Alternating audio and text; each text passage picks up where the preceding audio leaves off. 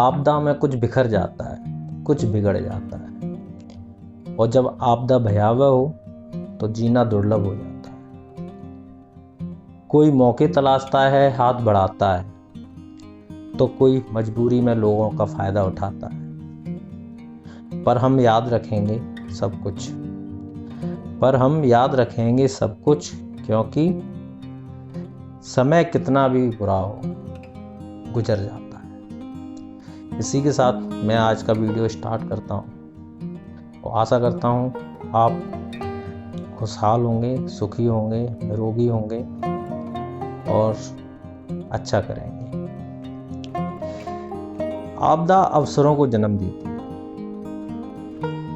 आपने देखा होगा पहले मास्क, सैनिटाइज़र इनका कोई यूज़ नहीं करता था, पर जब से कोरोना आया है तो लोगों ने इसका उपयोग करना चालू कर दिया। और इसके साथ ही हमारे देश ने कई ऐसी चीज़ें स्टार्ट की, जैसे कि मास्क बनाना, पीपीटी बनाना, सैनिटाइज़र, कई सारे नए अवसर उत्पन्न हुए, रोजगार के भी अवसर उत्पन्न हुए, नई नई खोजें हुई, नई वैक्सीन बनी जो आज दुनिया भर में नाम कमा रही। आपदा के समय में अवसर तो उत्पन्न होते हैं और उनका कुछ लोग फायदा भी उठाते हैं। अब कुछ लोगों ने पैसा देकर, किसी ने सेवा भाव से, किसी ने सामान देकर, किसी ने ऑक्सीजन लंगर लगाकर, किसी ने स्कूल को कोविड सेंटर बनाकर इस आपदा के समय में बहुत सहयोग किया है। उन सब लोगों का मैं बहुत आभारी हूँ जिन्होंने इस आपदा के समय में देश के लोगों के लिए, देश के लिए जो भी कुछ किया है वो बहुत ही सराहनीय है।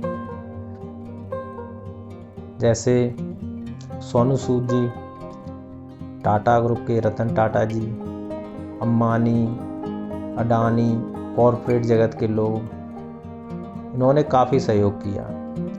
कुछ लोगों ने अपने रिक्शे को ऑक्सीजन लगा के लोगों की मदद की, कुछ लोगों ने घर घर जाके खाना पहुंचाया, गरीबों की मदद की।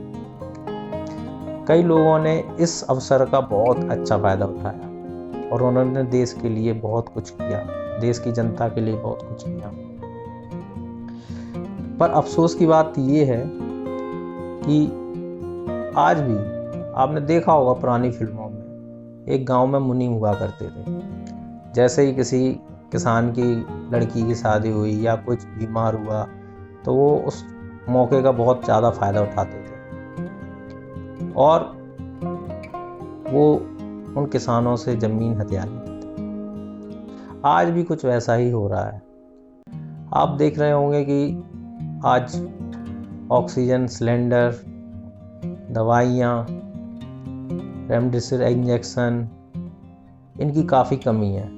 और वो कमी इसलिए है क्योंकि कई लोगों ने कालाबाजारी और जमाखोरी करके रखी है। इसके कुछ खुलासे भी हो रहे हैं, पुलिस इस पर कार्रवाई भी कर रही है।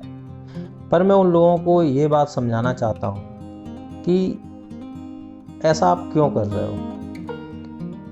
आप जमाखोरी या काला बाजारी ही नहीं कर रहे हो, आप एक दुखी आदमी को लूट रहे हो, उसकी जान के साथ खेल रहे हो। लोग मास्क और सैनिटाइज़र की जमाखोरी कर रहे थे, काला बाजारी कर रहे थे, 50-50 रुपए का मास्क 200 रुपए में बेच रहे थे।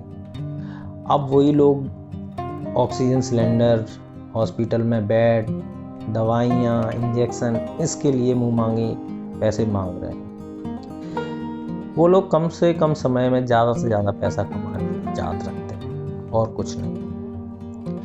पर उन्हें याद रखना चाहिए कि इस तरह के पैसे से वो बर्बाद ही होते हैं, आबाद नहीं हो सकते।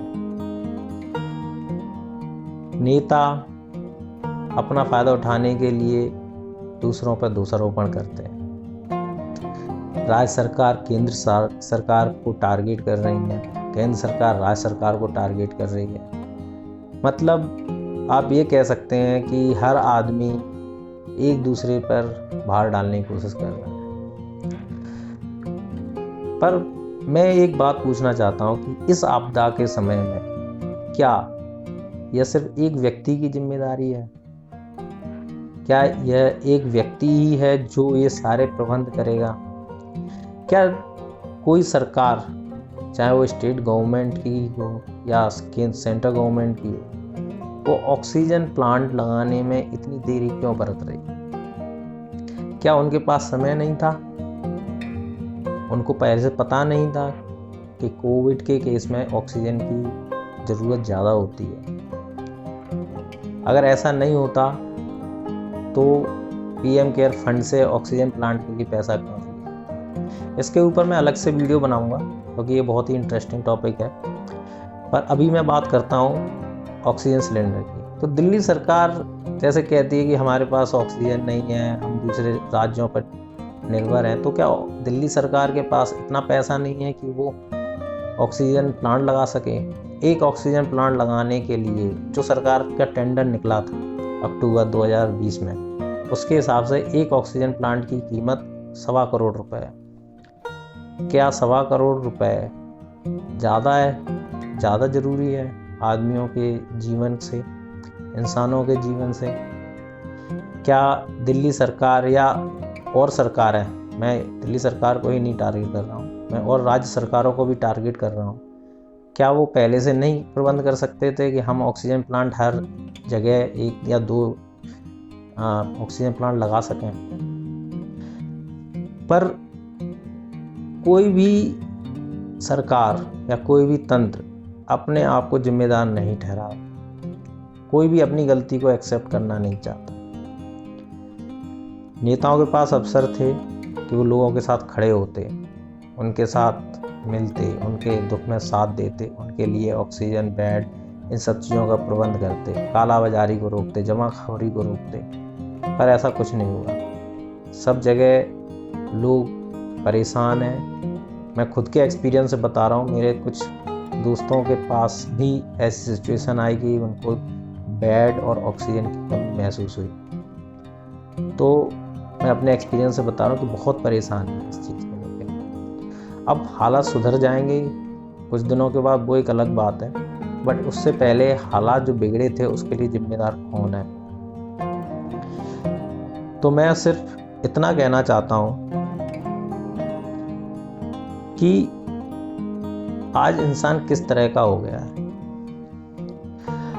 इस आपदा की घड़ी में भी लोग लूटने के लिए उतारू रखे हैं। आपको फ़ायदा उठाना है तो अच्छी तरह से उठाइए, अच्छा काम करके उठाइए, आपको भी बरकत मिलेगी और दूसरे लोग भी दुआएं देंगे। दूसरों को ठगना बंद कीजिए। यह समय हाथ बढ़ाने का है, काटने का नहीं। अगर कुछ सही नहीं कर सकते तो किसी को दुखी भी मत करो। जय Hind. Please subscribe, like and share. Thank you.